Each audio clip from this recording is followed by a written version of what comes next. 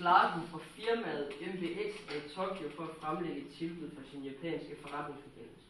I sidste øjeblik er det blevet besluttet, at det er JL, der skal afsted i stedet for Peter Jensen, som ellers plejer at forhandle med japanerne. MBX danske chef mener, det er bedst at sende den teknisk bedst rustede afsted på grund af tilbudets art. 3 japanere tager imod JL på kontoret. Det er Jens Larsen. Der udveksles visitkort. JL er ikke vant til den slags og fumler med kortene og beslutter sig for at lægge alle 5 visitkort i sin baglomme. Japanerne lægger erbødigt JL's kort foran sig på bordet.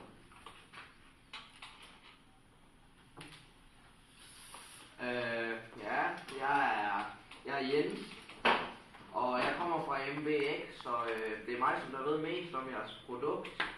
Det er ikke mig, der plejer at forhandle, men jamen, det er som sagt mig, der ved mest om produktet, og jeg kan ikke tale så godt japansk.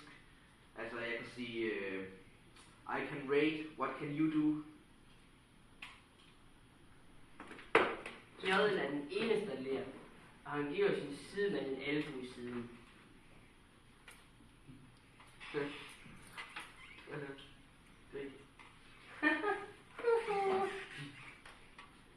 Nå, men ja, til side med spøgene. Vores produkt er jo helt enestående, ikke også? Og vi har arbejdet rigtig længe på udviklingen. Og ja, vi er sikre på, at det er et godt produkt, og I får 15% rabat, hvis I bestiller inden den 15. Under JL's tale sidder egentlig 3 japanere med lukkede øjne, mens de 2 andre kigger ned i bordet. Ingen af dem siger noget.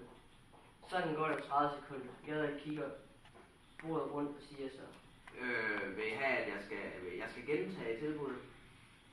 Japanerne siger stadig ikke noget til JL, men nu foregår der en samtale på japansk. Ja, long time, ja.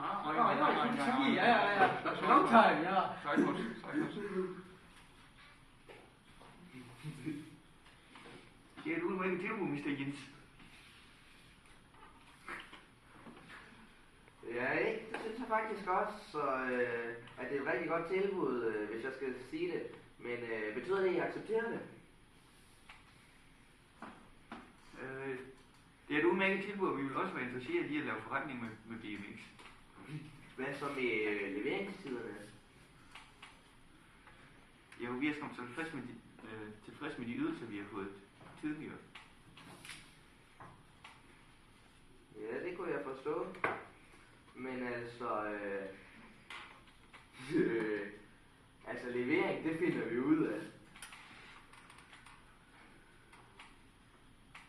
Ja, prisforslaget ligger ikke langt fra det vi har forestillet os. Nej, godt så har jeg kontrakten lige her.